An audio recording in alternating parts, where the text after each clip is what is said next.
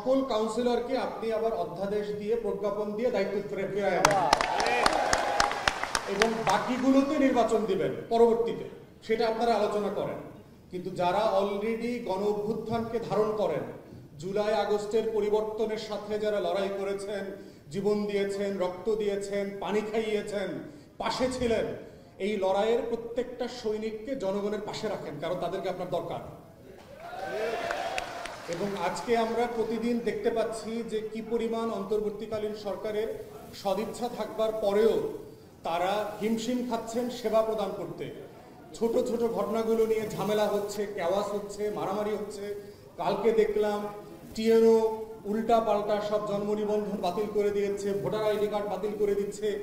এখন আমলারা তো 16 বছরের ফ্যাসিবাদের দালালি করেছে, তো যে আমলারা 16 বছর দালালি করছে তাকে আবার নতুন দালালির ঠিকাদারি কেন দিলেন?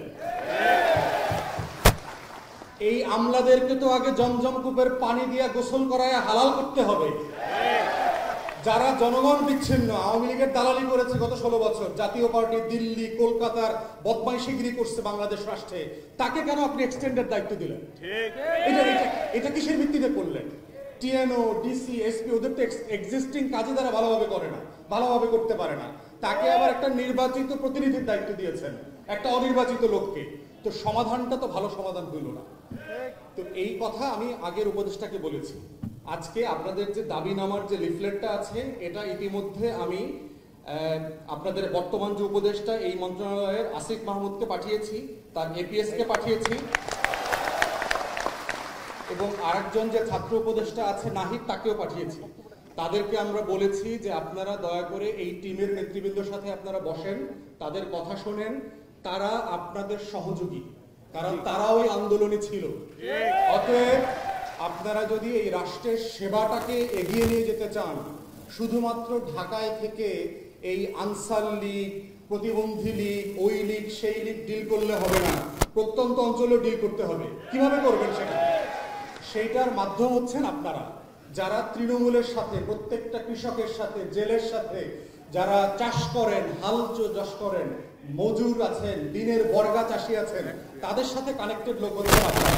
তারা ওই প্রত্যন্ত গ্রামের কষ্ট, দুঃখ, তাদের ক্ষোভ, বঞ্চনার গল্পটা আপনারা জানেন। তাহলে বাংলাদেশ রাষ্ট্রের সাথে, কেন্দ্রের সাথে তৃণমূলের সেতু বন্ধন হচ্ছেন আপনারা। সেই ব্রিজটাকে কেটে দিয়ে নদী পার হওয়া সম্ভব না। এই জন্য আমি ইতিমধ্যে আমার জায়গা থেকে এই লড়াইটা করছি। আমি আপনাদের পক্ষে আছি, এই লড়াইটার সাথে আমি যাব ইনশাল্লাহ। এবং আরো যেখানে যেখানে আপনাদের পক্ষে কথা বলা দরকার, আপনারা জানেন যে প্রত্যেক দিন আমি প্রেসে কথা বলার সুযোগ পাই। আপনাদের এই লড়াইয়ের কথা, বঞ্চনার কথা, কষ্টের কথা আমি ইতিমধ্যে অনেক জায়গায় বলেছি, এবং এটা আমি কন্টিনিউ বলে যাব ইনশাল্লাহ। আমি এই কথার বাইরে হচ্ছে সংস্কার নিয়ে একটু কথা বলি। বাংলাদেশে আমি যেহেতু একটা লম্বা সময় দেশের বাইরে ছিলাম, স্থানীয় প্রশাসন কিভাবে চলে, তার কাজ, এই কাজগুলোর ব্যাপারে আমাদের দেশে যথেষ্ট বোঝাপড়ার ঘাটতি আছে সরকারের। সরকার নিজেই জানে না যে স্থানীয় প্রতিনিধিদেরকে দিয়ে সে আসলে কি করাতে চায়। তাকে দিয়ে কি সে কেরানির কাজ করাবে, না জনপ্রতিনিধির কাজ করাবে? তাকে দিয়ে কি সে ঠিকাদারি করাবে, গুন্ডামি মাস্তানি করাবে, না দলীয় রাজনীতি করাবে? এইটা এখনো এই রাষ্ট্রে পরিষ্কার না। আমি যেহেতু ইউরোপে ছিলাম, আমি লন্ডনে দেখেছি যে আপনার স্থানীয় প্রশাসনের মৌলিক কাজ হচ্ছে দুইটা, একটা হচ্ছে সেবা আর একটা হচ্ছে রাজস্ব আদায়। তো আপনি এই সেবা এবং রাজস্ব আদায়ের কাজ করবার জন্য জনপ্রতিনিধিদেরকে যেভাবে ট্রেন করা দরকার, প্রশিক্ষিত করা দরকার, এই প্রশিক্ষণের আয়োজন আমরা কেন্দ্রীয় সরকারের মধ্যে দেখি না, কোনো চেষ্টা দেখি না, কিন্তু শুধু সমালোচনা দেখি যে হ্যাঁ স্থানীয় প্রতিনিধিতে আমরা টাকা দিছি, গম দিছি, লুটপাট হচ্ছে, চুরি হচ্ছে। ভাই, দিয়ে তো খালাস হলে চলবে না। আপনি এইটা বন্টন, বিতরণ, এই ভাই বোনরা যারা দিনরাত কাজ করেন, লজিস্টিক্স নাই। আমি ইউনিয়ন পরিষদ গিয়ে দেখছি আপনার গরু চড়ায় আসছে ইউনিয়ন পরিষদের চেয়ারম্যান, কারণ হচ্ছে তাকে কম্পিউটারে কাজ করতে হইতেছে, তাকে মিটিং করানো লাগতেছে, হাল চাষ করতে হইতেছে। কেন কাজ করতে হচ্ছে? কেন আপনি তাকে ভালো ন্যায্য বেতন দিচ্ছেন না? এটা কেমন কথা? একজন জনপ্রতিনিধিকে তার এলাকাতে যদি বেঁচে থাকার মতো ন্যূনতম সম্মানজনক বেতন না দেন, তাহলে সে তো হাল চাষ করতে যাবে, অফিস বন্ধ করবে, সে মাছের চাষ করবে, সে পুকুরের ব্যবসা করবে, সে ঠিকাদারি করবে, গুন্ডামি বদমাইশি করবে, সালিশি করা দুই পক্ষ থেকে টাকা নেবে। এটা কেন নেবে? তাহলে ওর খারাপ কাজের বদনাম আপনি করতেছেন, কিন্তু কেন সে খারাপ কাজটা করছে সেটা সমাধান আপনি করছেন না। এই জন্য আমরা দাবি করছি প্রত্যেক জনপ্রতিনিধিকে তার এলাকার আর্থিক বাস্তবতা বিবেচনায় একটা টেস্টিং করে তাকে ন্যূনতম সম্মানজনক মজুরির বেতনের ব্যবস্থা করতে হবে, এটা আমরা দাবি করছি। দ্বিতীয়ত হচ্ছে, আমরা প্রত্যেকটা কাউন্সিলর এবং ইউনিয়ন পরিষদে, সিটি কর্পোরেশনে দেখেছি যে সরকারের পক্ষ থেকে সাফিসিয়েন্ট মানে যে জনবল দরকার ওনাদেরকে সেবা দেবার জন্য, এই জনবল আমরা দেখি না। আমরা দেখছি ইউনিয়ন পরিষদে একজন কেরানি আছে, দুজন পিয়ন আছে। আরে ভাই, সে হাজার হাজার লোক ডিল করে, আপনি তাকে ওই কেন্দ্রীয় সরকার থেকে তৃতীয় শ্রেণীর কর্মকর্তা কর্মচারীদেরকে দিবেন না? তাহলে সেই প্রশাসনটা সে কিভাবে চালাবে?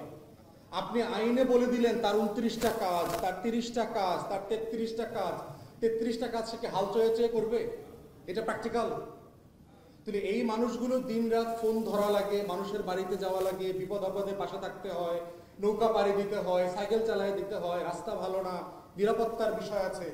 এত কিছু বিবেচনা করবার পরে তাকে আপনি বেতন দিচ্ছেন না, সুযোগ সুবিধা দিচ্ছেন না, জনবল দিচ্ছেন না, লজিস্টিক্স দিচ্ছেন না, ভালো অফিস নাই দেখলাম অনেক জায়গাতে, ভাঙ্গা চূড়া টিনের ঘরে বসে বৃষ্টির সময় পানি পড়ে, তারপরে ইঁদুর দৌড়াদৌড়ি করতেছে, এরকম অফিসও আমি দেখে আসছি বাংলাদেশের বিভিন্ন জায়গায়।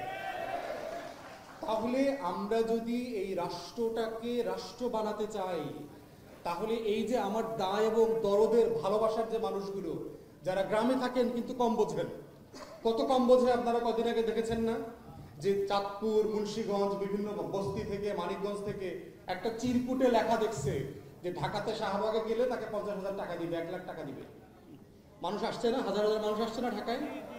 তাহলে এই মানুষগুলো তো আমার মানুষ, আমার মা, আমার চাচি, আমার খালা, আমার ফুফা, আমার কাকা, আমার গ্রামের মানুষ না?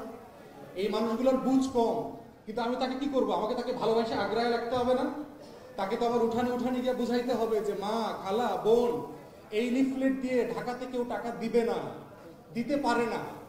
তো আমরা অন্তর্বর্তীকালীন সরকারকে বলছি যে আপনারা ছাড়া এই কাজটা ওনারা কিভাবে করবে? এই যে লিফলেটটা যে একটা ডজি বাটপারি, এই কাজটা বোঝানোর জন্য তো আপনার গ্রামে গ্রামে লোক দরকার, উঠান বৈঠক দরকার। এই কাজটা করবার জন্যই তো এই মানুষগুলোকে আপনার পাশে থাকা দরকার। অতএব আমরা অন্তর্বর্তীকালীন সরকারকে বলছি যে স্বপ্ন আকাঙ্ক্ষা নিয়ে আপনারা বাংলাদেশ রাষ্ট্রে দায়িত্ব নিয়েছেন, এই প্রত্যেকটা আকাঙ্ক্ষার সাথে আমার এই জনপ্রতিনিধিরা, আমার গ্রামের মানুষ, আমার পৌরসভার মানুষ, আমার সিটি কর্পোরেশনের মানুষগুলো জড়ায় আছে, যাদেরকে আপনি দেখেন না, যারা প্রেসে দেখেন না, মিডিয়াতে দেখেন না, তাদেরকে ছবিতে দেখেন না, কিন্তু তারা নীরবে দিন রাত কাজ করে যায়। তাদের কাজের বিবরণীগুলো কোনো গণমাধ্যমে আসে না। অতএব এই না আসা মানুষগুলোর গল্পের কথা, কষ্টের কথা আপনাদেরকে বুঝতে হবে। আপনাদেরকে আমরা হাওয়া খাওয়ার জন্য ওখানে বসাই নাই, এটা মাথায় রাখতে হবে। অতএব অন্তর্বর্তীকালীন সরকার এবং যারা উপদেষ্টা মহোদয় আছেন তাদেরকে আমি আহ্বান করছি, ইমিডিয়েটলি আপনারা এই কাউন্সিলর নেতৃবৃন্দের সাথে বসবেন, কথা বলবেন, তাদের কষ্টের বোঝার চেষ্টা করবেন, এবং যে সংস্কারের ভিত্তিতে আমরা বাংলাদেশ রাষ্ট্রটাকে বদলে দেওয়ার জন্য লড়াই করেছি, জীবন দিয়েছে আমাদের শত শত তরুণ যুবকরা, সেই বাংলাদেশটাকে গড়বার জন্য যেন তারা আপনাদেরকে কাজে লাগায়, আপনাদের সেবাটা নেয়, আপনাদের দিন রাতটা নেয়। এটাই হচ্ছে আমার আহ্বান। আমাকে দাওয়াত দেওয়ার জন্য আমরা নেতৃবৃন্দকে ধন্যবাদ জানাচ্ছি। আবারও দেখা হবে ইনশাল্লাহ আপনাদের সাথে, আপনাদের মিছিলে, স্লোগানে, মানববন্ধনে আমি থাকবো ইনশাল্লাহ। এই লড়াইটা চলবে। সবাইকে অসংখ্য ধন্যবাদ। আসসালামু আলাইকুম।